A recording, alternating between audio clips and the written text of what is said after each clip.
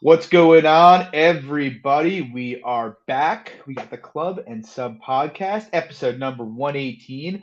Tonight, we're going to be talking UFC 282. You got me, John, at MMA Fox, and Luke at SWR underscore betting. Lag's traveling for work tonight, so it's going to be the two of us taking you through this decent card. I mean, obviously, I think we were a bit more excited when it was Glover Prohaska as the main event, but there's some decent spots. I'm hoping it goes better than last week. In case anybody wasn't following me on Twitter, I believe it was my worst MMA betting card ever. So my apologies, but unfortunately, or fortunately, we'll find out.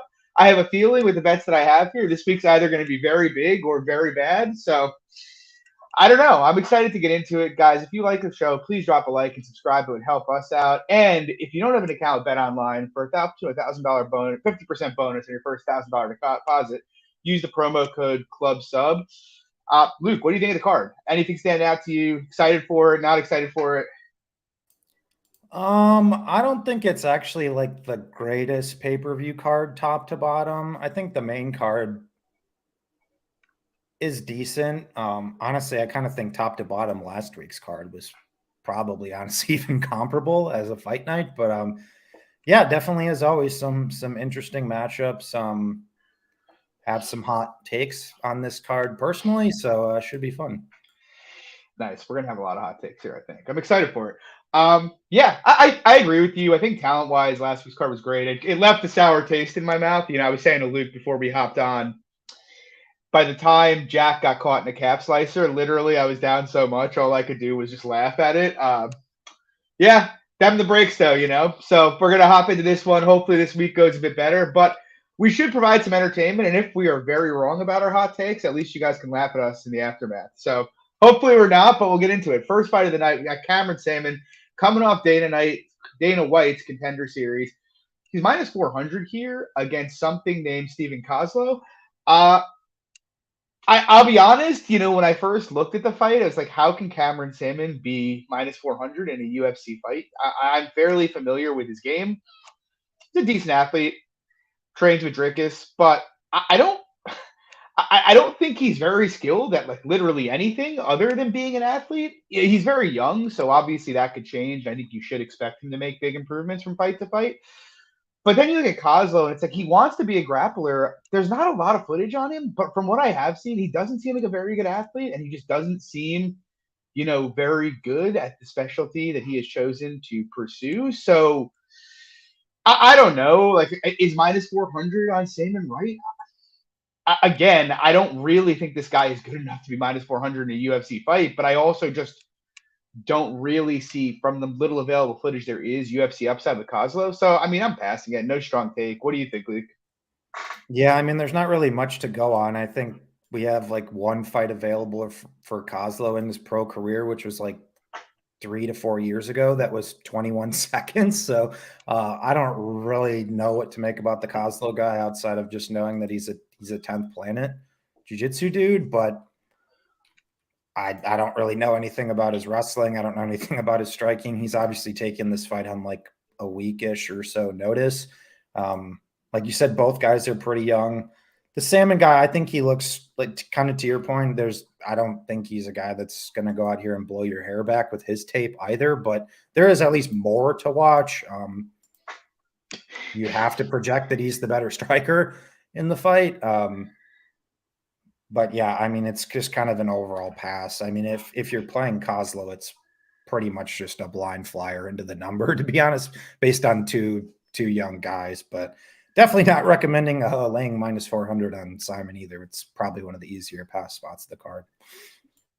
Agreed.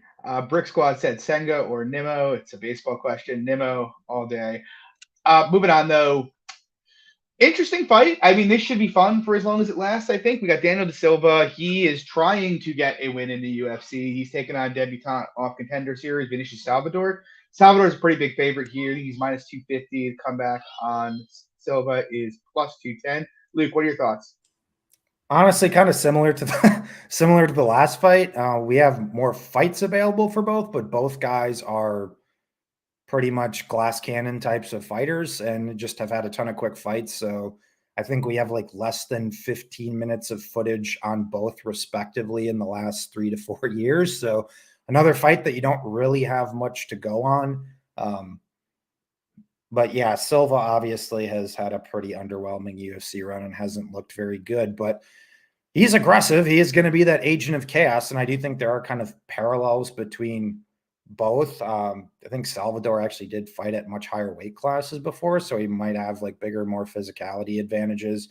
The under 1.5 is like minus 200, which is kind of like the obvious play, but at the same time, it's kind of one of those spots where like if you were able to capitalize on unders in the Silva fights previously, which were 2.5s that were actually not lined that poorly, it's kind of one of those situations where, you know, I think you kind of did your job and now the books are kind of adjusting and correcting to it. Nonetheless, I still don't think the under 1.5 is a terrible play. I mean, I'm not trusting either of these guys with a cent of my money, but just based on their historic, finishing rates and how both guys fight should end early. But we kind of talk about it all the time too. Like it is still a men's 125-pound fight where you're looking at a juiced 1.5, you kind of have to take that into consideration. So if anything, I'd play the under 1.5 small, but I don't think there's a ton of meat on the bone and it could be a trap. You never know. Yeah, I agree. It's kind of interesting because I'm not sure I rate the aggregate of either of their skill sets out in the UFC over the long term, but I do think both guys are certainly UFC caliber athletes by like a big stretch. I think they're both pretty athletic guys. Salvador's obviously, to your point, he has fought up in classes and he's massive for flyweight. In terms of skill, like I don't think Salvador is that skilled. He obviously hits hard, he throws volume, but we've seen him grappled in the past. Again, like you said, not a lot of recent tape of him being grappled, so really hard to know what we're going to see there. And on the Silva side, it's like I think he's got a decent submission grappling game, not positionally, but I think he is capable of subbing UFC caliber fighters. The problem with Silva is, as you mentioned, like the same reason you like the 1.5, Silva's a lock to come out of the gate hot. But so far, all of the data we've seen of him coming out of the gate hot is just redlining for about 2 minutes and then just immediately crashing and burning. Like he almost finished Molina, and then before you knew it, like I bet Molina and was like, oh my God, this was such a bad bet. And then literally 1 minute later was like, this was such a great bet. I knew it. This guy's a fraud. He's the 125 Jordan Wright, bro. He is literally. That literally might be what he is. And so it's like with that dynamic, like if you told me Salvador came out or De Silva came out here and just tore through him and finished him in the first round, I really wouldn't be surprised. But at the same time, it's like, yeah, he's plus 200 and that wouldn't be surprising. But I also think him gassing is such a reliable outcome. It's like, do I really want to trust at only plus 200 that he gets him out of there in 2 to 3 minutes? Not really, especially because Salvador could get better. So I think the line's probably fine. It should be a fun fight and a mess. I'm kind of with you. I'm not betting it, but I do sort of lean to the under too. I think Salvador's got KO power for flyweight anyway, even like taking out the cardio element and the De Silva element, and then you mix in De Silva into the mix, and this really should finish at quite a high clip. Yeah, and real quick too, like even in saying that like the market's corrected down to 1.5 on solo fights, like it still is like the mental gymnastics like part you go through as a gambler though, right? Like even though it's corrected more than it was in the past, does that still mean it's correct now? Like there could be honestly, this could look so easy, like an under 1.5. Like it could look and the other excellent play. It's funny you say that, and it's like it's true because like look at De Silva's last fight. Like I know Altamirano finished him from top position, but like Altamirano doesn't really have a top game. Like he just seemed to, as soon as the fight started bending a little bit, I'm assuming he was gassed out, but it looked like he quit to me. Like as soon as things got hairy, yeah. Yeah, and that was like where I had kind of some hesitation with the under 2.5 in the Altamirano fight because historically, like he's a guy who can get like taken down and just like get controlled extensively. Like he'll be aggressive from bottom, but like he hasn't been like the most proactive finisher or whatever, or shown like a really strong top game at all either. And that's what he was able to do to De Silva too Yeah. at the same time. So it's like, yeah, it's got to be under 1.5 or pass. I mean, what's De Silva inside the distance? So it's like 250, and then his money line is like 200. And I know then we had Daniel in the chat saying Salvador ITD minus 165. It's just one of those spots where it's like you're not really getting a crazy price break at the same time. That's just me how I bet. Like it's like, even though that's the most likely outcome, you still have to factor in like randomness, right? Like, I mean, we're talking what, 5 to 7% there. It's like, Yeah. fuck that, man. This will be the time De Silva gets dropped 4 times, but knows he's going to get cut and sucks it up and drags the fight across the finish line. Or we see what we saw last week, and Genaro Valdez decides to not be an aggressive fighter for the first time in his entire career, and that fight goes fucking over somehow. And we do see that where these guys who have these big cardio issues will make a massive overcorrection the other way and steer away from, what made them kind of special, so to speak. So I'm with you. Speaking of Silvas, though, moving on here, we got Eric Silva taking on TJ Brown.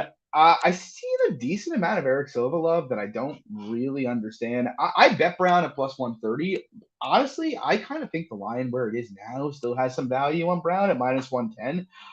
I think people are watching tape on Eric Silva and looking at how dominant he's been in Lux and on his Contender Series fight, and just not really contextualizing like a whole lot of that. Like Lux. I will say this about Lux: production quality for a regional show, A++. Cameras are great, the lights are great. They really put on a show. But the quality of fighters coming off Lux is really about as bad as it gets. And you look at the guy still was fighting like 2 fights ago. He's fighting a guy who's 7 and 8. He's not going out there and even fighting like 500 fighters in Lux. And yes, he's dominating, but you're not really having to see him, chain wrestle. You're not seeing him face any resistance on the mat. On the feet, he throws calf kicks, but I largely think he's looked pretty uncomfortable, at range. And I saw Eric Radlime, who is below 500, take him down a couple fights ago pretty easily and control him from that position. And so, yeah, Silva's big and he looks good, but he's faced virtually no resistance. He's almost 36 years old. He's debuting here. And like TJ Brown, look, he is a mess, but he's a very athletic mess. And he's a very talented mess. Brown's a good boxer. He keeps a high pace. He's got good cardio. I think he's the better wrestler by a decent margin here. I'd expect if either guy was to get like a lot of top time, it's probably Brown. But even irrespective of that, I trust pretty much every part of Brown's game more than Silva's. Like when you're looking at this fight, and this is the first of 3 fights like this for me, it's very hard that you could convince me that Silva's true line, is better than minus 110 in this fight. Whereas I think the upside on the Brown side, if it turns out Silva is just a product of the guys he's fighting, is like legitimately minus 200, minus 250. So I've got a couple units on Brown here. I think it's a good spot for him. What do you think, Luke? Yeah, I think you summed up the fight pretty well. Like, so I don't want to rehash everything, but that's kind of like how I came away and looked at the fight, is like saying that to me, it's one of these fights where it's like a ceiling versus floor type of thing. And I just think that Brown, to your point, has actually pretty high favorite upside in this fight, where like, even if you look at the fights that Brown has lost, within the UFC against obviously much better competition as well, like he's still taking a round, in those fights as well. It's not like he's, getting 30-27. I know he's been like finished a handful of times throughout the course of his career. And honestly, that's just kind of the biggest issue with TJ Brown, right? Like he's flaky. He doesn't always make the best decisions, but to your point, I just haven't seen much from Silva that I like. And we were kind of talking about this one in the group chat the other night, where it's like the Silva guy's a like Kempo karate dude, jiu-jitsu dude. I don't think karate jiu-jitsu archetypes translate well to MMA in 2022. Like how many guys like have that like base and are just like good? Very few. I mean, you kind of have to, like I said, you kind of have to go back like and I don't even want to sound like I'm making the comparison because I'm not, but guys that have had kind of similar things like a Wonder Boy Thompson or a Lyoto Machida or a George St. Pierre. But once again, we're kind of talking about an older guard and elite level fighters, though. Like those are obviously kind of the outliers in that sample. I just, coupled with the fact this guy's like 35 years old, like he got like a really late start. So we're not talking about this, young, hungry, fresh spring chicken, phenomenal athlete type of guy. And to your point, like even in the little bit that we saw from Silva on the feet, I don't think he looks comfortable. Like that's kind of like what I came away with too. And Brown's gonna bring the pressure. I kind of think he's like skill wise, I actually think he's better than Silva in probably every single category. It just comes down to, is TJ Brown going to go out there and get guillotined from side control or something like that? Fucking plus 124 on TJ Brown in that fight was looking -3. I'll never forgive him for that one. But I said it before Brown's last fight against Nurden, like TJ Brown is not a guy you want to lay over 2-1 on because he has some of those tendencies, right? But at pick or at dog, when this is easily his most winnable fight to date in the UFC by margin, I'm with you. I'm willing to take my blood pressure medication, have a few beers, and jump on TJ Brown just because I think his ceiling is much higher in this fight. To be honest, my biggest concern isn't even so much that like Brown gets himself finished. It's really, I think I mentioned it to you, it's the Chavez fight where it's like Chavez hurt his calf early and he seemed to kind of just fuck off after that and get like deterred. Silva does throw calf kicks, and I guess that's a minor concern, but it's like I can't put. I'm with you. I think Brown's better in every phase. I can't put the prospect of Brown just picking up his ball and going home from a couple calf kicks at a high enough clip to justify not betting him here. So we're moving on though. We got Billy Quarantino taking on Alexander Hernandez. Awesome fight here. Quarantino about -160 right now. Luke, what do you think? Yeah, the main talking point off the top is obviously Hernandez is coming down to 145. It's actually not his debut at 145. He actually did fight down there, but back in 2013. So it's been a decade, but he actually has fought at 45 before. I just wanted to address that. But that's the main interesting point for me for two reasons. One, we've seen this from guys before where they're kind of teetering or they're not necessarily having the success that they want. So they're like, I need to make a change. Like we've even seen like Hernandez switch camps multiple times in the past so far throughout his career. And they're like, all right, this is just not going well for me. Now I need to change weight class.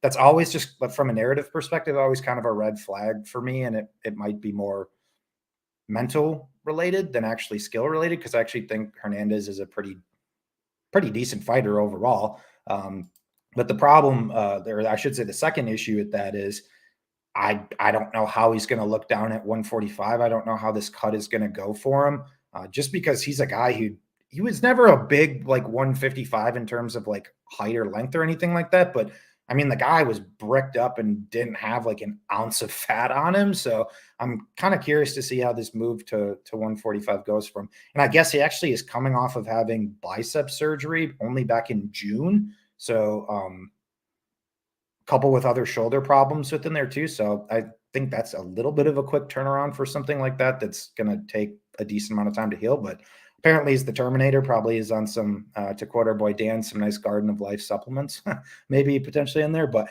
so narrative stuff aside, I think it's a phenomenal fight.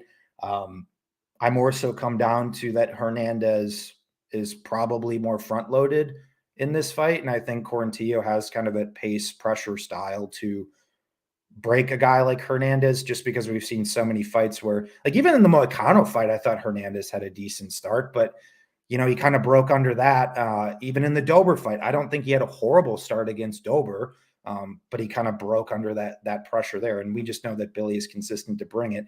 The problem with Billy is that despite his kind of historic toughness and, zombie-like nature, his defense is just a complete afterthought. Like the guy just gets hit so much. And even on the ground, despite being a black belt, like we've seen him lose position multiple times. We've seen him get reversed multiple times. We saw, Gavin Tucker go out there and kind of beat him at his own game, kind of play the outside, just be higher volume, work in the takedowns, grind him out that way.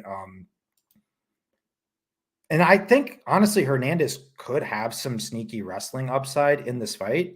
I know that might be a bit of a hot take. I just don't know if his gas is going to sustain generally, let alone with a new weight class and a weight cut too. So I just kind of look at the fight more so like Hernandez early, Quarantillo late. But I've also said with Billy, I think he is a guy that is going to get brutally knocked out one of these days. It's coming. He's also coming off of taking a shitload of damage against Burgos. Granted, he took some time off in that fight, but he's a guy where like the damage is going to just kind of continue to accumulate. And I think one of these days, like his chin might just be completely gone. He's obviously still younger-ish in his career, but just kind of that rock'em sock'em robot, type of style does catch up with guys to have points. And Hernandez hits hard, and I think is a pretty good athlete. So, like I said, very, very interesting fight. I do think it's more of a favored or pass situation, but I think the under is a decent look at plus money.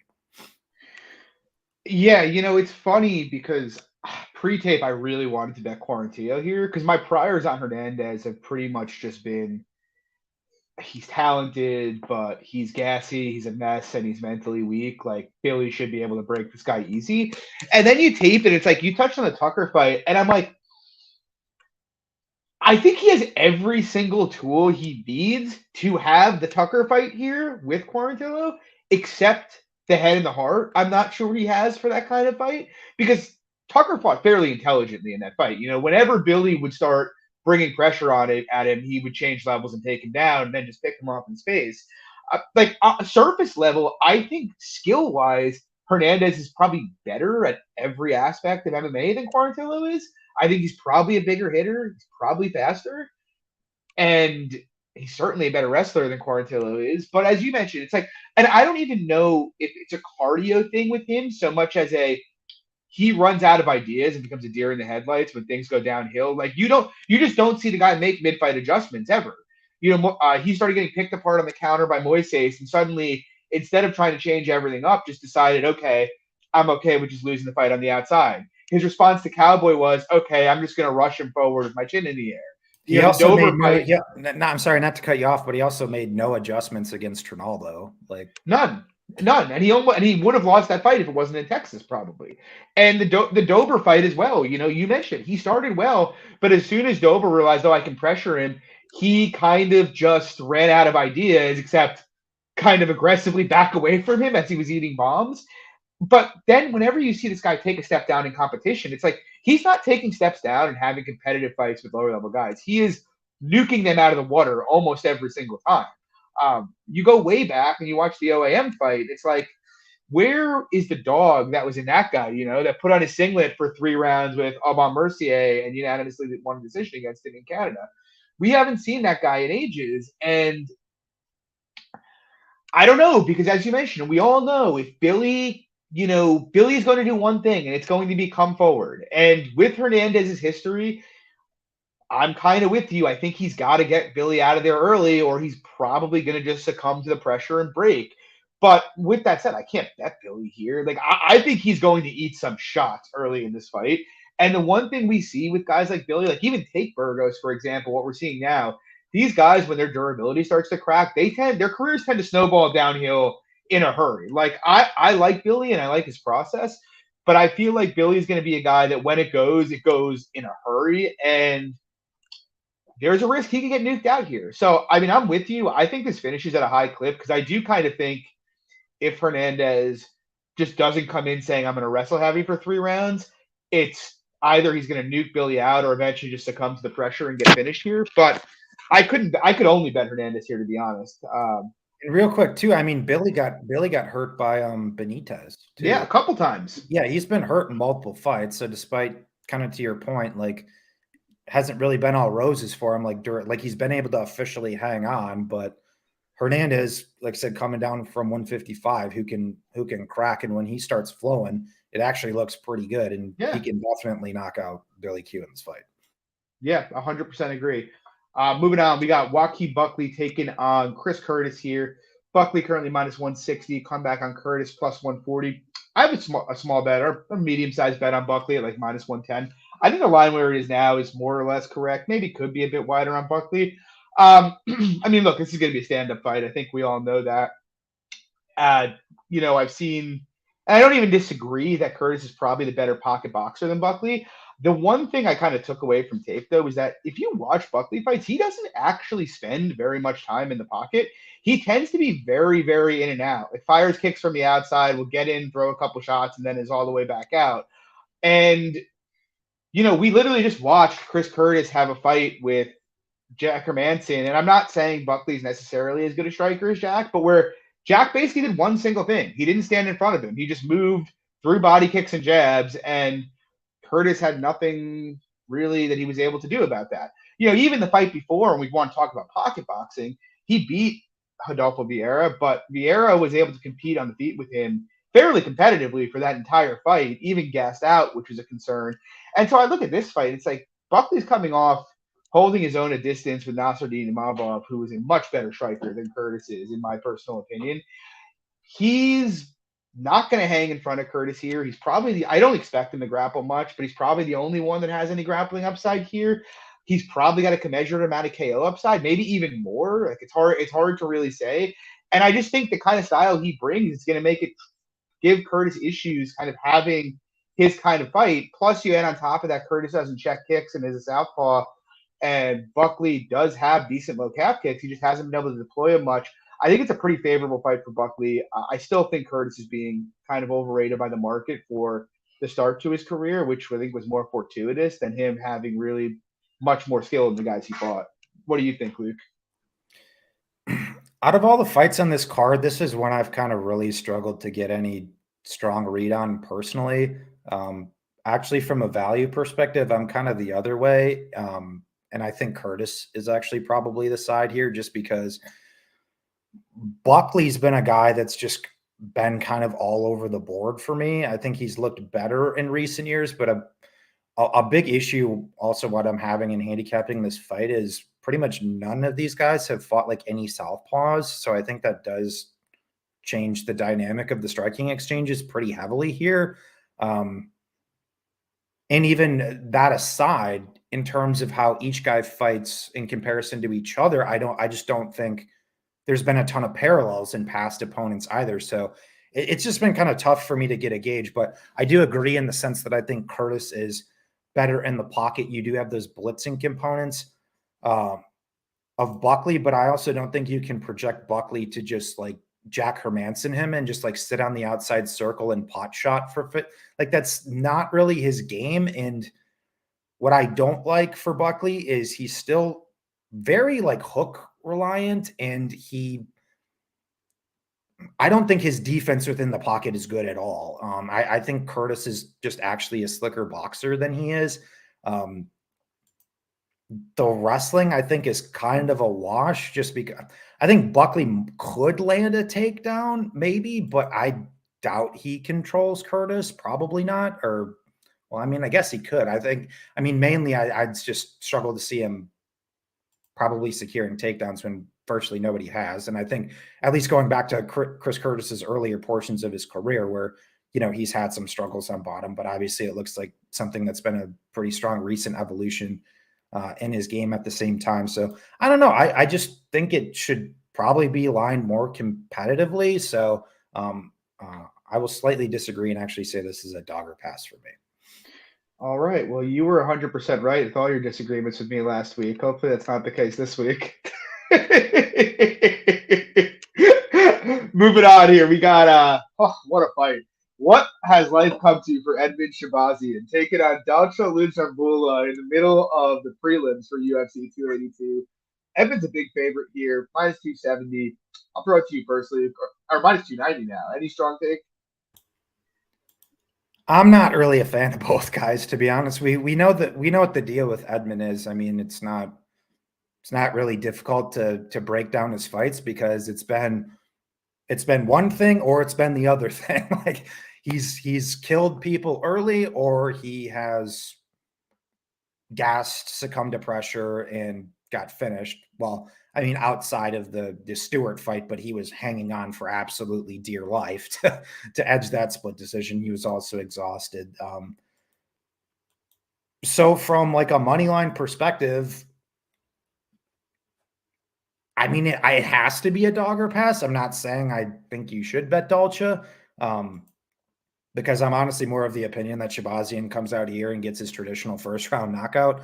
25 versus 35 years old. Dolce's defense isn't any good. And as much as we talk about the gas issues of Shavasian, Dolce's gas tank is not good either. I also don't think the move down to 185 is actually really the best one for him. He's obviously like a shorter, stockier guy in nature, but I think a bulk of his career success, even fighting up at 205 as a 5'9" guy, is that he was just much faster and much more explosive than a lot of these other guys, where I think he actually loses a good amount of kind of speed and mobility at 185 in comparison to 205. So there's that. But ultimate point, I mean, you can't lay minus 300 on a guy who hasn't proven he can win a fight over the course of 15 minutes cleanly.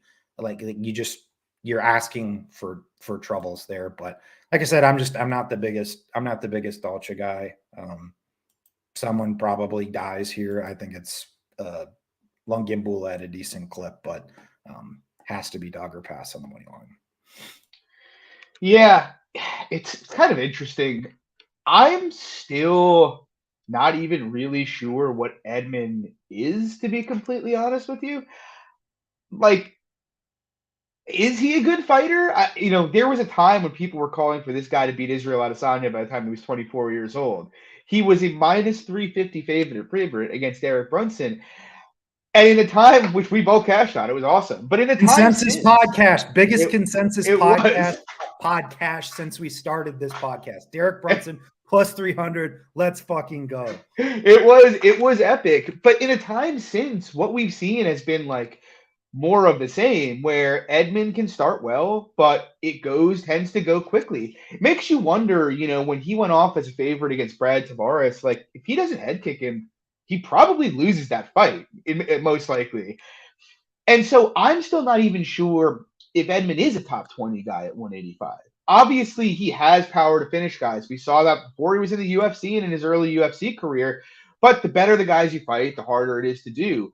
I think, and you can correct me if I'm wrong, I believe he's training at Extreme Couture now. So that seems like a good move for him training-wise and in terms of improving himself, getting bodies. And as you mentioned, he's 25.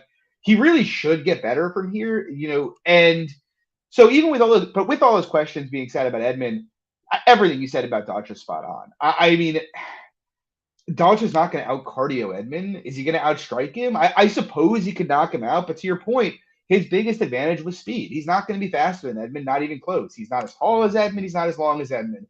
Edmund's got his fair share of problems, but he is a good boxer, and I just don't think Dolce is going to be able to close distance. Even like closing distance, he's a judo guy. He's not really a good wrestler. I don't really think he's going to be able to take down and hold down Edmund. And so it's like everything in this fight favors Edmund. But I'm also in agreement with you. There is such a large swath of evidence now that Edmund's a one-round fighter that I cannot put money on him really until I see him show me that he has made significant improvements in the cardio department. Until then, it's just going to be KO or bust in round one. But with that said, this is the one fight where it's like they're giving him a guy with a horrible gas tank who's smaller than him, who might be a little fragile. He really should take care of business here in every phase. I think he's fine. I think the line's probably right, but I'm not clamoring to jump in here. Moving on, cool fight. We got Jarzinho Rosenstruck taking on Chris Daukaus. I was kind of interested in Rosenstruck when the line first dropped, and I might be again under minus 150. I guess thinking about this fight, the best way to describe Daukaus' path here is obviously KO or a volume-based decision, but I don't really suspect that Daukaus is capable of voluming Rosenstruck. Not many people have been able to. He denies volume well. He counters well. He throws leg kicks. And much of Daukaus' success in the UFC has kind of just stemmed from him knocking out people in round one very fast and just blitzing them. And when he has gotten extended, or when guys have been able to get reads on him, he hasn't looked good. Like even the Shamil fight, which was his last victory, he was losing the majority of minutes on the feet in that fight until he rocked him badly and then eventually finished him. I similarly to Edmund feel that I'm not sure what Dawkins is either at this point. He had an uninspiring regional footage coming into the UFC, but then he knocks out Porter, he knocks out Old Man Olenek, he knocks out Shamil. Everybody is suddenly riding high on the Chris Dawkins train, and then he runs into Derek Lewis and he runs into Curtis Blaydes, and both of whom handle him fairly easily, if we're being honest. Even before Blaydes knocked him out, like Blaydes is a good striker, don't get me wrong, but he's not an elite striker, and he was handling Dawkins with really very little difficulty in round one on the feet in that fight. And so it leads me to believe that the regional footage we saw of Dawkins is very likely closer to what, the true test of what his skill is, which is an okay striker with good power who's a mid grappler. I don't really expect, even though he is allegedly a black belt, that he can have much success grappling Jarzinho here.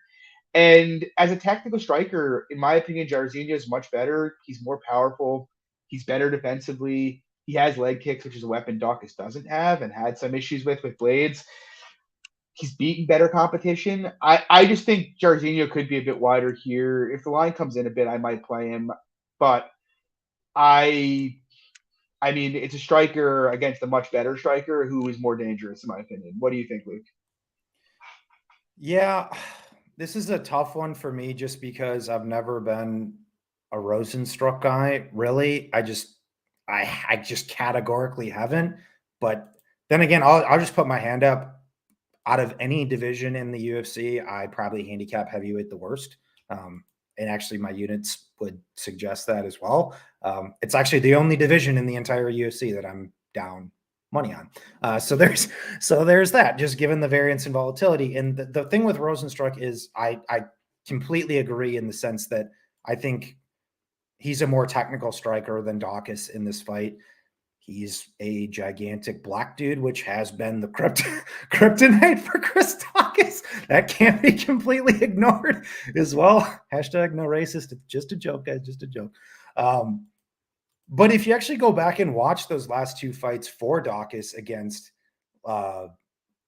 Lewis and Blaydes, there was a very similar parallel there in the sense that he was very non-committal in those fights. Like he didn't really want to engage much. And that's kind of, briefly what I see here again, where I think if he's going to be scared of the power that's coming back at him from Roz, and he's sitting there trying to play a slow game with Roz, who can just maybe sit there and pick at him.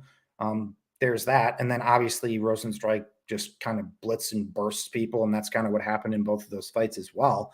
And for you look at the knockouts and success Dawkins has had in the UFC, hasn't really came against much pure power threats. And Porter, who's always been more of a volume-based heavyweight, Nascimento's a grappler by base, Olenek's a grappler by base, Shamil is a fragile guys too. What's that? Fragile guys too, mostly. Yeah, and Shamil, who's a sambo guy by base too. So Dawkins is a guy who's reliant, who needs to get inside. I think he's good in the pocket. And has some pretty decent hands, but he's got to get there here. And so that kind of brings two questions. One, is he going to be hesitant to get there like he was in the last two fights? Given the last two fights results as well, of him getting brutally knocked out, does that even make him more hesitant? And then just the third point of, is he going to be able to get inside generally when he wants to as well? The overall problem with Rosenstruck is that he just doesn't fucking do anything until he does anything. And it's like when somebody's minus 170, it's hard for me to say, back up the Brinkstruck. Let me hope he flurries. Let me hope Rosenstruck's fists go burr, or if he's just going to sit there with, his thumb up his ass for 15 minutes. And then I'm just sitting there like, do something, Roz. Do something, Roz. It's like, I'm with you. That's the concern. What's that? That's the concern. That is the big concern here. Yeah, but it does pain me to say, but I do think Rosenstruck is the side, even at the number, though, because I do think the fists are going to go burr at some point. It's just when does that happen? If Dawkins is just non-committal, the fight extends, this turns out to be noodle. And that's the one thing with Rosenstruck that people also have to understand is like, it's not like it's just been first round finish for or against. He's been in some extended fights, multiple extended fights within the UFC. So like, you just kind of have to factor that in if you're playing a low volume guy and the fists don't go burr, or if who knows that Dawkins is able to have some kind of wrestling success, even though he hasn't fucking even shot a takedown in the UFC. And you still have to meritocratically project the ground to be better for Dawkins just based on the fact that he's a black belt. But yeah, I do think the fist go burn. I think he knocks him out, but it's just 170 on this guy when I'm like, I never even want to play him when he's like plus 150. Now he's like minus 170. And I'm like kind of thinking about it. We look to fade him. Yeah.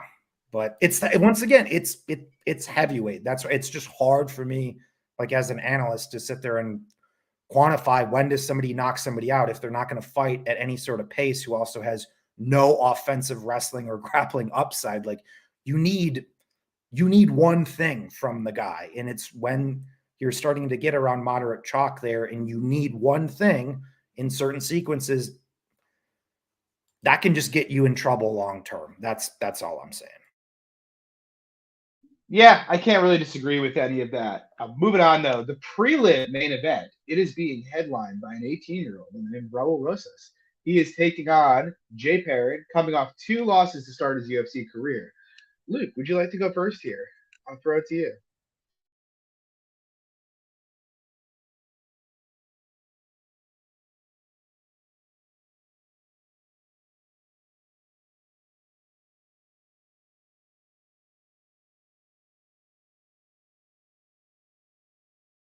Luke, you're muted. My bad. I think you have to redo that whole thing. Yeah, probably. Yeah, my bad.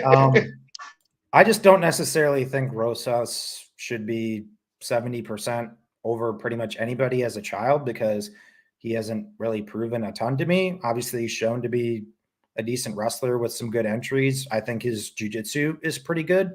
There's no doubt about that.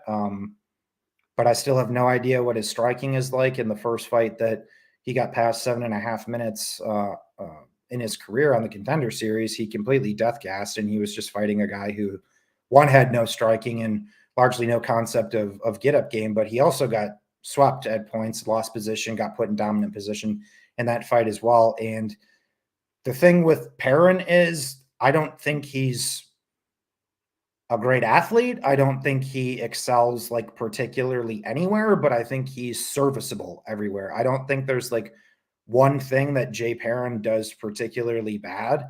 Like I said, I think his boxing is serviceable. I think he's got a decent clinch game. We've seen offensive wrestling success from him in the past. He's got multiple submissions on his record. He's got very good takedown defense. Historically, he's also been incredibly difficult to hold down. Even in the one fight that he got submitted back in the day, it was a fight that he was dominating, and then a guy jumped something on him and he got caught. But even in a lot of his losses, like people look at the guy's 10-6 record, it's like 3 of them have been splits.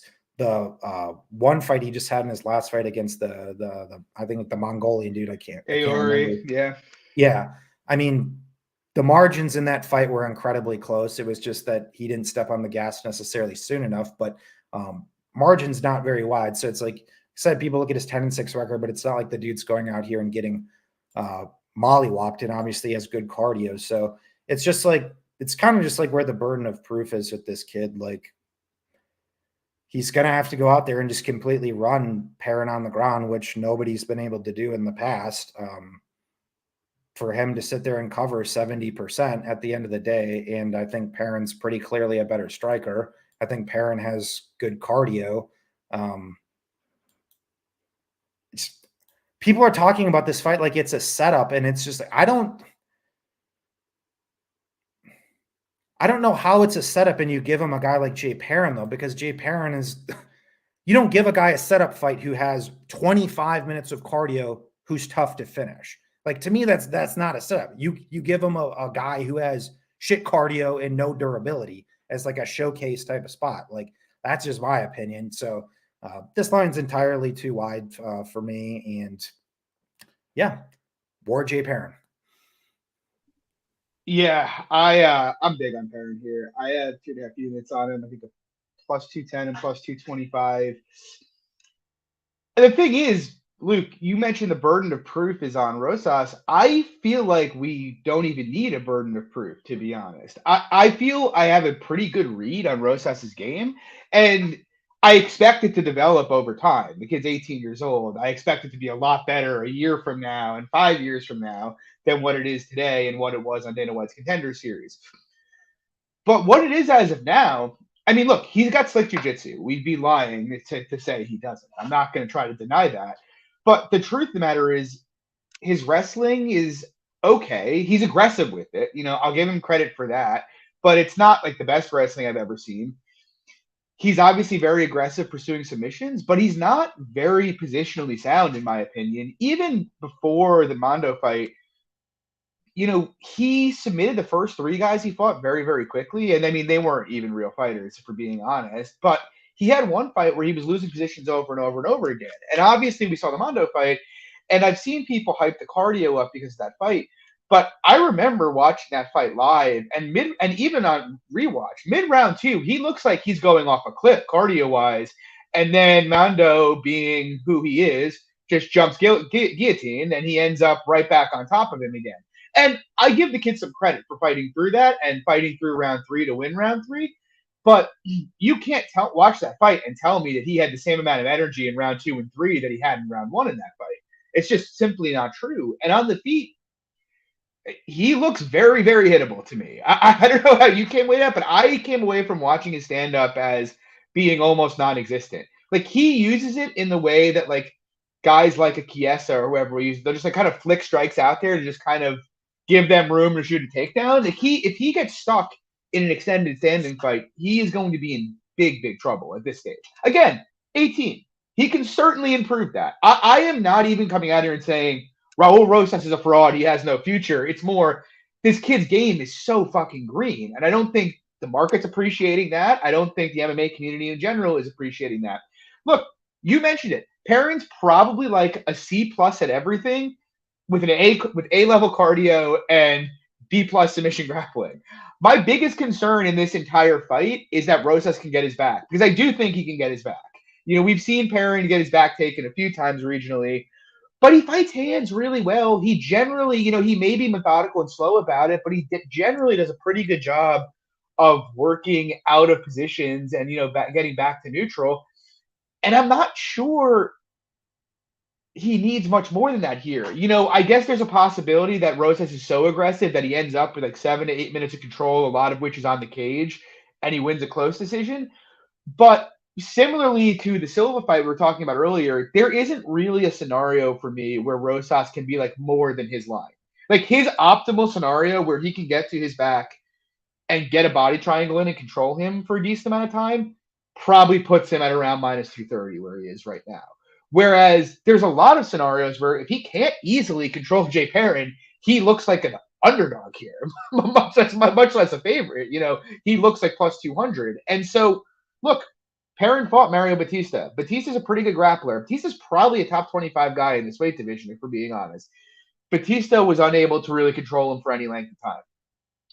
Quillang is pretty good. He's not great, but he's a solidly UFC level guy, and Perrin competed hard in that fight. Perrin is a guy with a lot of experience, who's a much better striker, who is a good scrambler and has elite cardio, and taking on a guy who's fought garbage men and Mondo Gutierrez, who might as well be a garbage man, if we're being honest. I don't think the line makes any sense. I think, for me, capping it evens to Rosas slight favorite just because of Rosas's upside to getting his back, I think is fair. But, I mean, the line is nuts. I also kind of think over is kind of interesting here as well, just because I really don't think Rosas is very likely to sub Perrin here. Yeah. And last thing I want to note too, like, even with like the 18-year-old nature, just like from a narrative perspective, it's like, this kid is legitimately the youngest fighter to ever step foot in a UFC cage, who is now making his pro debut, or not as pro, but UFC pro debut on a pay-per-view card. That's a lot of pressure I don't know if the kid's emotionally stable enough to handle that. We obviously don't know how well he does under general adversity outside of, like I said, points in the Gutierrez fight, but we specifically don't know how he deals with if he's stuck on the outside for any extended minutes. My point is that this kid could just fold like a fucking lawn chair at the first like real sign of adversity. Like when you're dealing with an 18-year-old kid, that is very possible, and you really need to factor that into your handicapping in this fight. And the last thing I'll note, this isn't the first like quote unquote UFC young hype job that they've had. You remember the Sage Northcutt experience or experiment? You know how well that went? Not very well. Remember Paige Van Zandt? That didn't go very well overall. You even look at a guy like Chase Hooper, who's still in the UFC right now. Chase Hooper has been a moderate favorite in 5 of 6 UFC fights. He's 3-3, just got fucking flatlined by Steve Garcia, who's one of the worst fighters on the roster, right? So my point is, in just using those 3 as an example, there's probably others as well. This isn't the first time we've seen the UFC, put a bunch of, marketing behind and, hype people up like this, and that inflates their lines. And if you've been betting against all of those people in a vacuum in the examples I gave, you're sitting very pretty from a bankroll perspective. That's all I want to say. Real quick, you mentioned Hooper, and I was actually chatting with Ugabe the other night, and I brought this up to him. Do you think Rosas is better than Hooper was when he debuted in the UFC?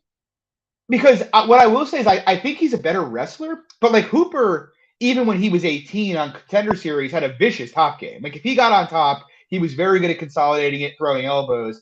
I don't think Rosas has that.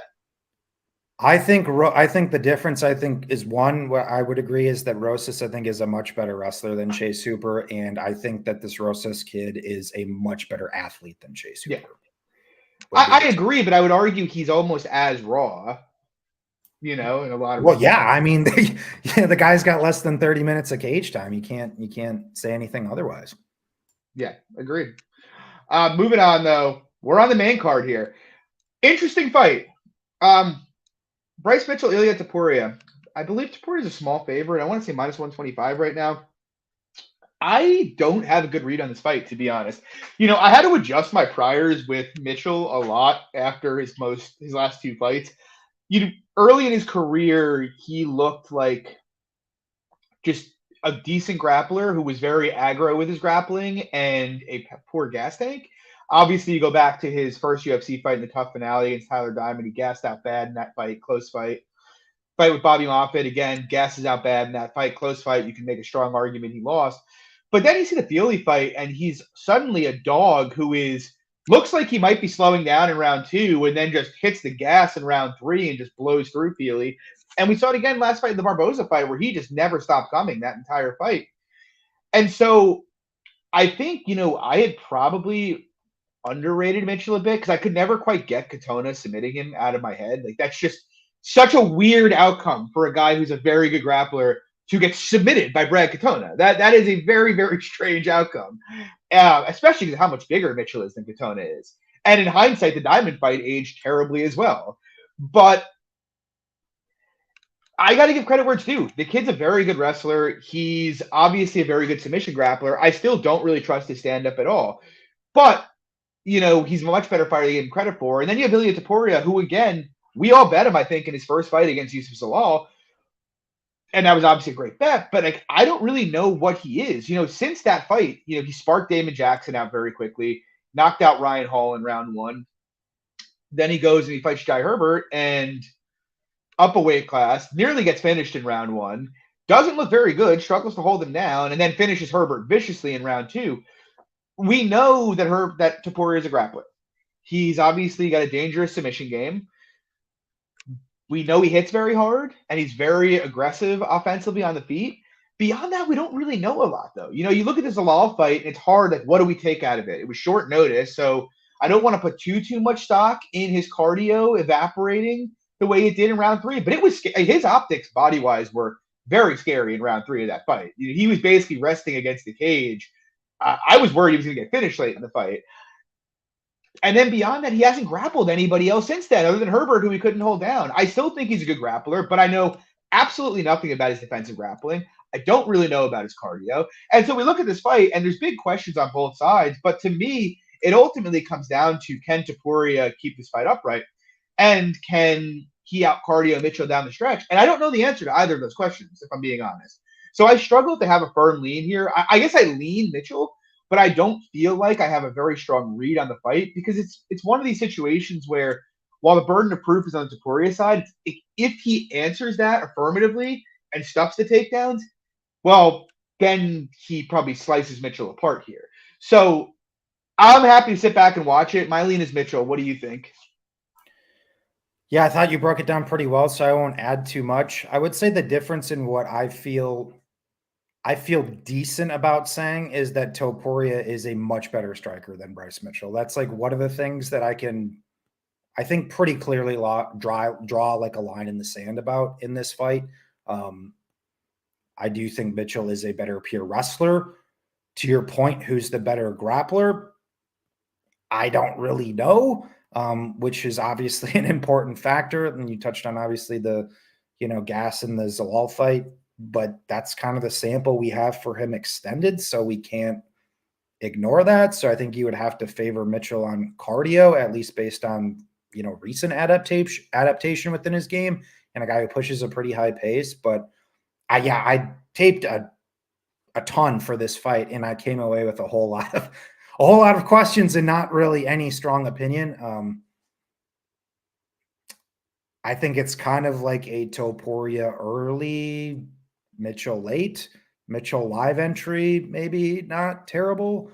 But I don't have any interest in this fight pre-fight. But this is my personal favorite fight on the card. It should be awesome. Yeah, I 100% agree with that. It's a great fight, and we'll get answers, hopefully. No, because fuck us, Topuria is going to knock him out 30 seconds into the fight, and we'll get zero answers. But hopefully, questions are answered in this fight. AKA Sergey Pavlovich, right? Fucking God damn it. Moving on, cool fight here. Potentially be boring, potentially be exciting. We got Drix Duplessis taking on Darren Till. Any thoughts, Luke? I've never been in camp Duplessis, but the guy continues to prove me wrong. So he's one of those guys I just honestly haven't. Well, I think I've honestly had a good read on him. He's just been able to like not get finished and just like power through stuff. I still think he's like rigid. I guess that's kind of the one adjustment I've made in terms of how I looked at him. Like, I still think he's like rigid and stiff and awkward, and maybe that's kind of like influenced my opinions on him as an overall striker, but he kind of just makes that like rickety style work for him at the end of the day. I think he's pretty consistent to be active. He obviously hits hard, has some decent jiu-jitsu, at least back regionally, more so than anything. Showed a little bit off in the Trevin Giles fight.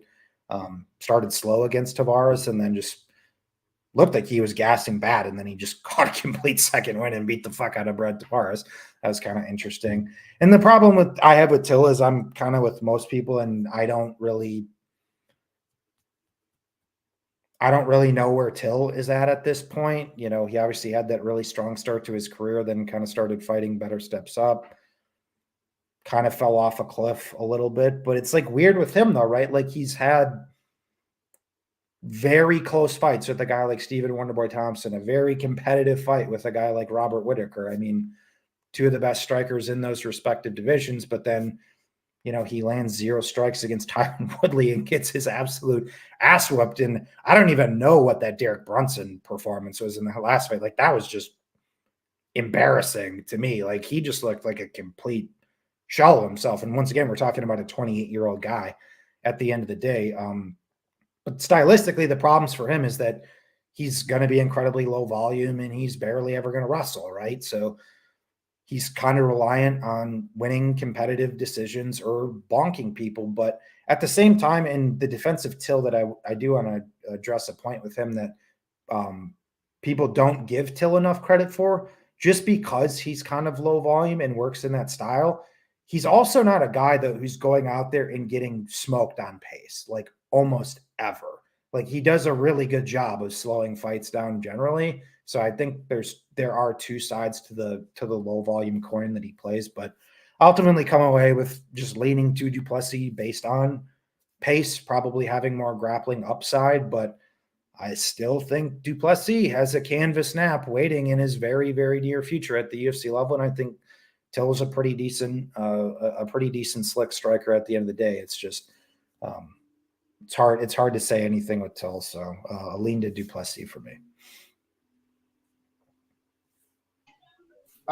Yeah, so I feel more. Well, I did bet Du Plessis here at -125. I wouldn't bet the current number. I think it's about right. It's interesting. I agree with most of the stuff you brought up about Till, but it's like he does do a great job of denying volume, and he's had competitive striking fights with Wonderboy and Whitaker, which is impressive. But it's like you mentioned the Woodley fight. He beat Gastelum, but he could have arguably lost that fight. It's like he doesn't really have assertive fights ever. You look at his career; he's being out attempted at distance 2-1 for it. Now he's got good defense, but he relies on being incredibly efficient to win fights, and his margins, even being incredibly efficient, are very, very thin. And you are right in the fact that nobody that he does deny volume well, but the guys who have come for him, like the Masvidal fight. Masvidal, once round 2 that fight started, was like, fuck this, bit the mouthpiece and went right for him. And it wasn't just when he put him out. He was starting to kick the shit out of him before he put him out too. And so I kind of think, you look at Du Plessis and we know he is going to go forward. It's not like he wasn't taking damage against Tavares. He just bit the mouthpiece and went forward. I thought he was gassed 3 minutes in. Turns out the guy's just breathing heavy and just continuing to throw hammers for 15 minutes of that fight. I'm with you. I look at the guy and I'm like, someone is going to counter this guy's head in the third row one of these days. It could be Till, but I'm still not really sure how much power Till has carried with him up to 185 pounds, to be honest. And I'm very, very confident that Du Plessis has likely more finishing upside because I think he's the bigger hitter. We've obviously seen Till hurt a bunch in his career. Du Plessis is obviously the bigger fighter. I look at the leg kick aspect of it, where it's like Till hasn't fought many southpaws, and he does have a very, very wide stance. He's very, very leg kickable, and I feel like Du Plessis can have success there. And to your point, Du Plessis attempted 7 takedowns against Tavares. He tried hard to get him down, but no one gets Brad Tavares down. I kind of think he can get Till down here, and he's obviously a much better submission grappler than Till is. So while in the aggregate, I agree with all your points about Du Plessis, and he is someone that I am looking to fade down the road, I actually think on paper it's a pretty good fight for him. If it turns out Till can deny his volume, I just want to know what the fuck that Tavares fight was and where the hell did that come from? Because Tavares was meeting him halfway every time he came forward. He just kept coming. So I put Du Plessis around 65%, though. I just feel like I know he's going to throw more than Till. I know he's going to land more. I know he hits harder, and I know he's got the grappling upside. To me, this line's about right. So I like Du Plessis here. I think he should win. Do you have any thoughts on the under? I've seen a lot of overtakes, and I guess that makes sense with Till's pace, but I kind of think someone's getting finished. Honestly, instead of laying this price on Du Plessis or even playing Till, I do think the under actually is the best way to play this fight, personally. Yeah, do you think Till could survive a war if Du Plessis brings a war? Or I kind of think someone goes out if they go to war, it's... Well, I guess that's the thing for me, because I guess I'm giving Till maybe a little bit more credit than you are, just based on my opinion. But to your point, though, Du Plessis is going to come at him, so I think that is a pro and a con from a finish perspective, right? Because if he's able to go out there, to your reference point with the Masvidal fight, he just starts really chipping away, and Till just cannot keep this pit bull at bay.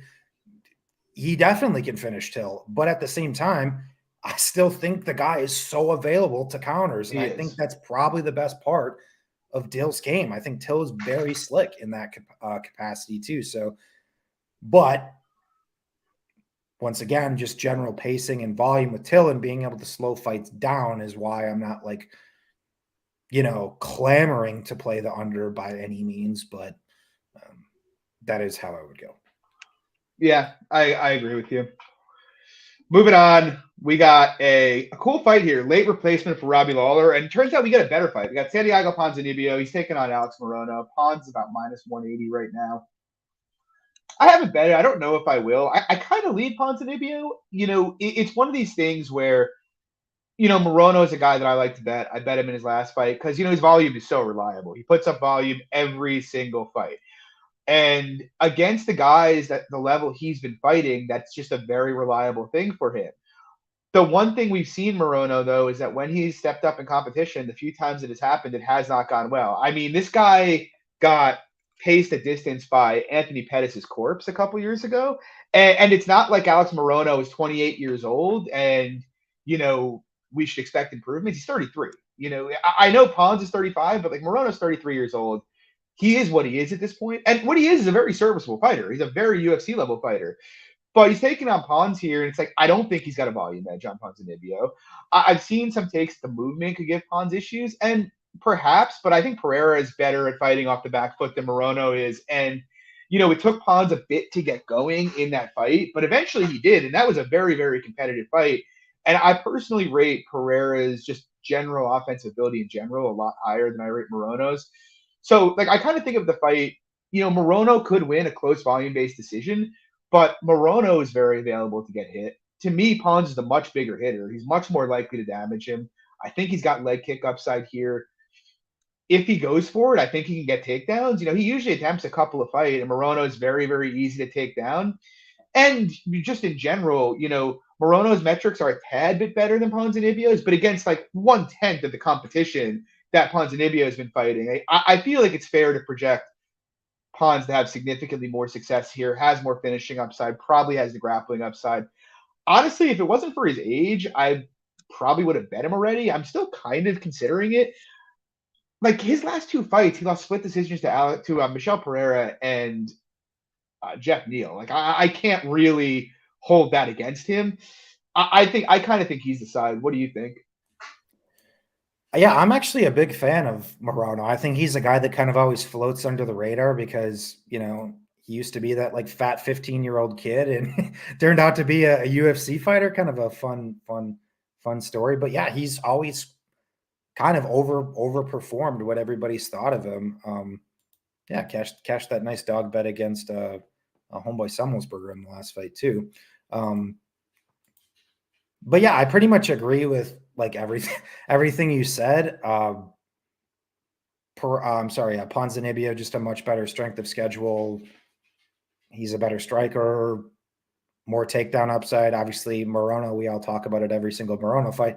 He's a black belt, but he doesn't wrestle, so there you have that component with him. What I will say for Morono in terms of, because I know you said like he kind of is what he is at this point, I do actually think that his defense has gotten a bit better than it was earlier on, where I think he was a lot more chaotic than he is now. He's definitely still chaotic there in just kind of the big winging shots, but I think he has dialed things in a little bit more than say, 4 years ago. So I think that is a slight evolution in his game, but yeah, Ponzinibbio really should take care of business. But to your point again, he's 36 and he just is not the guy he used to be. Like, I mean, 4 or 5 years ago, the guy was a fight away from fighting for a title, right? Like, I think that's the difference, despite, losing to, Lee, Neal, Pereira, not bad losses by any stretch of the imagination. Obviously fought, to your point, Neal and Pereira competitively.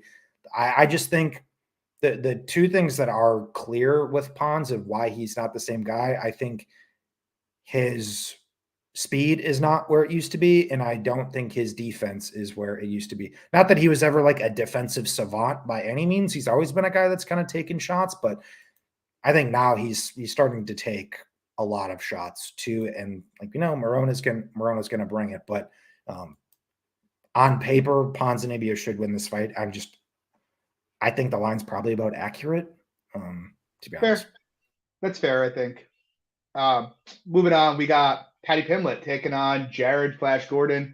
Luke, what do you think? I know we both feel pretty strongly here. Yeah, so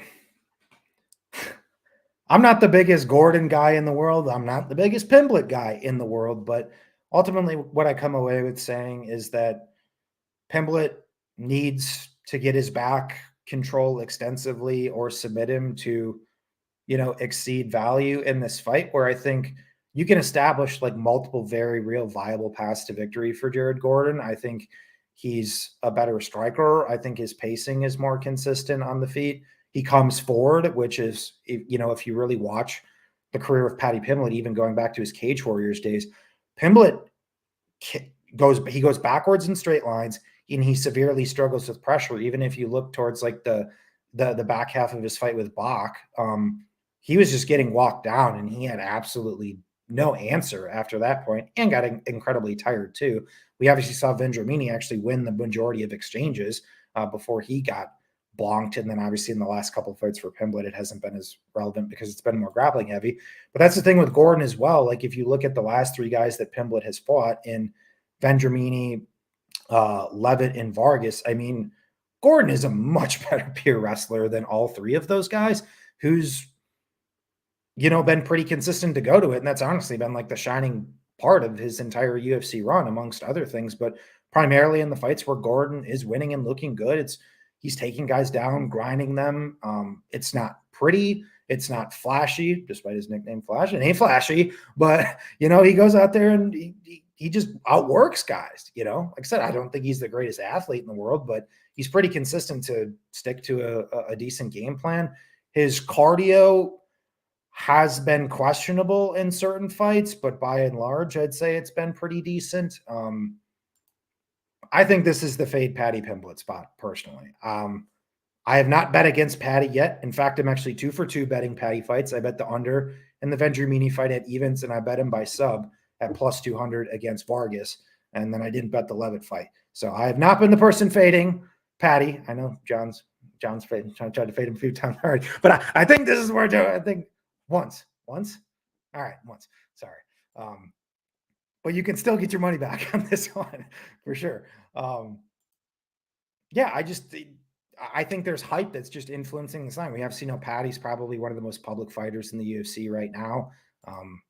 But if you really look at this fight and can be objective and take 2 steps back and look at the X's and O's of this fight, Gordon is very live in this fight. I think Paddy is relying on moments. Gordon is reliant on minutes in both realms. You're giving me a guy who I favor on minutes on the feet and on the ground at plus 200. Sign me up. Haven't done anything with it yet because people are just going to sit there and parlay Paddy like fucking buffoons. And we're probably going to see Jared Gordon at like plus 250. So there's no reason to sit there and jump the gun right now. Well, I've jumped the gun twice. I bet him last week for 2 units at plus 170. Then I bet him this morning for 2 units at plus 225. I'm huge on Gordon in this spot. I think so. Let me preface this all by saying I love Paddy. I think his personality is great. I think he's great for the sport. He's fun to watch. Obviously, when he wins by finish. There's a lot to love about Paddy as a UFC personality. I don't think he's a very good MMA fighter. I give him credit for having, look, finishing ability is something that's often undervalued by markets, and he obviously has it, and that can offset a lot of deficiencies. But if you really want to go back and look at his last 5 meaningful fights, his last 2 fights in Cage Warriors were kind of just layups that were fed to him. Prior to that, he fought Mad Narimani, who, not a wrestler, but basically just took him down for 5 straight rounds, controlled him for 25 minutes, won fairly easily. Bach, who he almost subbed in round 1, gassed out horribly, and then just got crushed by the grappling for the rest of that fight. Then you have the debut, you mentioned. Vendramini basically kicked the shit out of him for 3.5 minutes, and then Paddy just wildly rushed forward and knocked him out. The Vargas fight, where he gets wobbled in the first 30 seconds of the fight, gets taken down, and then controlled for 3 minutes by literally Kozlow Vargas, one of the worst grapplers in the UFC. Literally controlled on the mat for 3 minutes by him before one of the worst fighters on the roster, in my opinion. Horrible. And then he fights Jordan Levitt, who for the first 4 minutes of that round is controlling him against the fence and taking him down over and over again fairly easily. Then he slips out, ends up on Levitt's back, wins the round, and finishes him early in round 2. But the guy's had 3 UFC fights. He has lost the vast majority of minutes in the UFC. In addition to that, the last 2 decent fighters he fought before that both kicked the absolute shit out of him. This is indisputable. And, I keep hearing people talk about Jared Gordon's fragile, yada, yada. The guys that knocked out Jared Gordon were Charles Oliveira, Carlos Diego Ferreira right before he popped for steroids. And then Joaquim Silva in an absolute war when Gordon tore his hamstring at the end of round 2 and was basically a sitting duck. Didn't even go out. Got KO'd standing against the fence. Like, Gordon, in my opinion, is not fragile. It's a weird narrative because he had 3 KOs that came in like a fairly short period of time. But since then, he's shown an ability to take a shot. I think all the points you made are accurate. Gordon is a much better striker. He's a better boxer. He's slower, to be sure, but he's much more defensively sound. He strings combinations better. He goes forward. He's a much better wrestler. The guy's a John Danaher brown belt. He's got a good control game. Like, if he gets on top of Paddy, and if Paddy is jumping guillotines against him as he's trying to do over and over to Levitt, he's just going to get stuck on his back here. And then you just think about the fact that, the back take thing is what I keep hearing. Like, nobody talks about the fact that Gordon's a better wrestler. It's like, Paddy can get back takes. Okay, because Grant Dawson and Joe Selecki did. Like, I don't think people appreciate what Joe Selecki and Grant Dawson would do to Paddy grappling with him. Like, it would be horrible, horrible, horrible things. And if you really want to talk about those fights, Selecki got his back. He reversed the position there at the end of that round. He was able to scramble up the next 3 takedowns. Selecki landed pretty easily and won that fight. Dawson did eventually submit him after 7 takedowns on 17 attempts. 1, Paddy doesn't conventionally wrestle. 2, Paddy does not have the cardio to attempt 17 takedowns here. You actually go back and watch the Dawson fight. In round 3 of that fight, until Dawson gets his back the final time, Gordon is like a marauder, just pressuring forward and lighting him up in that round. I don't know how anybody could watch that fight and be confident at all in Paddy at evens, much less minus 200, in my opinion. Dawson is one of the best wrestlers in the division, and he was getting takedowns, and largely outside of one moment with a body triangle where he got a couple minutes control, struggling to control Gordon. And I mentioned it to you, Luke, but even if Paddy, let's say Paddy gets him down and gets his back briefly, if Paddy's not very positionally sound, and Gordon does do a very good job of fighting hands and turning through body triangles, if he ends up on top of Paddy, like let's say Paddy gets him down a minute in and Gordon reverses position a minute and a half later, that's probably the round. Gordon is probably going to ride him out on top in that position. And so I look at the fight and it's like, yeah, I think you have to assign a decent percentage probability of Paddy finishing this fight. That can certainly happen. But beyond that, like similar what you said, it's moments versus minutes. Where else is Paddy winning this fight? He is going to get out wrestled. He can be controlled, whereas I don't really think he can control Gordon, and he's probably going to get outstruck. So I think Paddy's finishing upside is enough to line the fight competitively, like just to be fair, because he has way more finishing upside than Gordon does. But I make Gordon the small favorite here. The guy's just a much more tested fighter. He's turned out much better performances over minutes than anything Paddy's shown in his career against much better fighters. I think Gordon has to be the side here. I'm huge on him. I think he should be a favorite.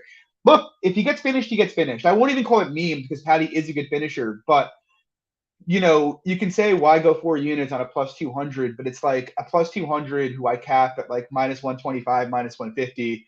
You kind of have to go big on a spot like that. So here we are. I'm going huge on Jared Gordon this week. Hopefully he cashes one for the podcast. I got to tell you, if Perrin and Gordon go down, it could be an ugly Saturday night for me, but hopefully they won't. So anyway, moving on. We got Jan Blachowicz taking on Magomed Ankalaev. This is for the title since obviously Yuri was injured. He stepped down and forfeited the title. What do you think, Luke?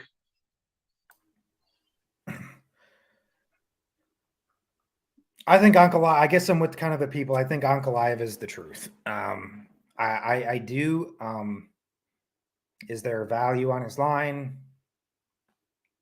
I don't know, because there's still things about Ankalaev's game that do scare me, right?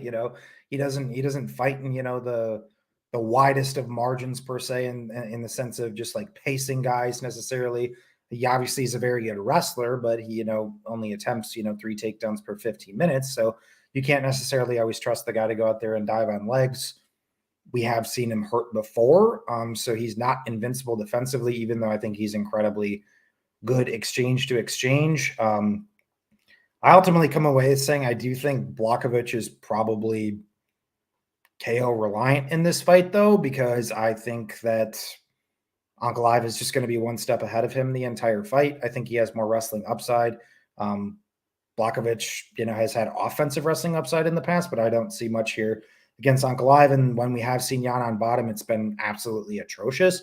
So it's honestly another scenario where the rounds that Magomed Ankalaev decides to, potentially mix in some wrestling, it could definitely be around. Obviously, Jan's takedown defense is not bad or anything, so I'm not necessarily saying it's going to be like a cakewalk to get Jan down necessarily, but I just think the bulk of wrestling and grappling equity lies here. So, or I should say lies with Ankalaev. So I will take him to win. I think he probably wins a decision. He could knock him out. But Jan has been pretty durable over the years. So, yeah, I'll say Ankalaev wins the decision. Yeah, I mean, I have two questions about this fight. First question is, how many takedowns does Ankalaev attempt? And the second question is, if he comes out here with an optimal game plan, does he have the cardio to attempt takedowns in bulk for 5 rounds? I don't know the answer to either question. You mentioned the important thing here, which is that he only attempts 3 takedowns a fight. I feel like very confident in saying the striking is competitive. I think Ankalaev might be more technical, but I mean, Jan outstruck Izzy at distance. Izzy was having almost no success with the kicks. Jan's a good counter striker. He was basically chewing up Rakic in that fight on the feet too. Jan is just a very, very, very good striker. And so I expect the striking to be close to 50-50. And I kind of think, even though I think Ank's the bigger hitter, we've seen Ank rocked a couple times in the UFC. Like, I wouldn't be terribly shocked to see Jan KO him. I think Jan's power is overrated, but I do think that's a live outcome. And so, I mean, those are just two huge questions because I'm with you. It's like if Jan plays guard, even though he has no flexibility as a light heavyweight, he decides to play off his back and attempt arm bars and triangles. So I am inclined to think a takedown is around. And so if you tell me Ank gets 4 takedowns in this fight, I think he probably pays off his price. But am I surprised? Or if Ank barely wrestles and ends up getting pointed here or knocked out? Not really. It's just I've been debating whether to play Jan, and it's just like I'm not inside the head of Ankalaev. Like I have to imagine the guy knows what to do, but the one thing I just can't get out of my head is this guy decided to stand with Thiago Santos for 4 rounds until he got wobbled. Like Thiago Santos, who he could have literally just wrestled into the ground all day long, he decided to strike with, almost got finished, and then realized he was allowed to grapple in that fight. So I don't know, and I'm with you. I don't think Jan's a bad defensive wrestler, so I don't think the takedowns necessarily come easily, but I don't feel strongly. I actually kind of like the over because, Jan likes to counter, and as does Ankalaev. I think you could get a fair bit of staring at each other, and I also think if Ank is wrestling and he's looking to pace himself, Jan controls guard pretty well outside of a guy against like Glover, who nobody controls guard well against. I could see Yank just kind of hanging out on top and top position. So like I kind of think over should be like minus 150, not plus 140. So I'm thinking about a poke on over, but I don't feel strongly about a side. Kaiser asked, who do you think a short notice 5-rounder affects more? I mean, they've both gone 5 rounds in the not too recent past. So I don't know if you have a strong opinion on it, Luke, but I don't. Well, both guys never fight at pace. So I don't know if it really matters much, to be honest with you. Yeah, agreed. So, I mean, this is one of the most boring fights on the card on paper. I guess, gun to my head, I'd pick Jan. Like I said, I've thought about betting him. It's just there's a lot of unknowns here. So, I'm happy to pass it. I might bet the over. I think that's the best look on the fight. But yeah, guys, I mean, that'll do it tonight. We got one more card left of this year. It's next week. We'll be doing the same time, Wednesday, 7 p.m. Eastern. If you like the show, please drop a like and subscribe. We'd appreciate it. As usual, you can follow me, John, on Twitter at MMA Fox, Luke at SWR_betting. Ever have any questions, want to chat MMA, hit us up. We're always down to talk it. Good luck on your bets this weekend, unless you're fading us. Go Jared Gordon. And yeah, guys, see you next week. Take it easy. Peace.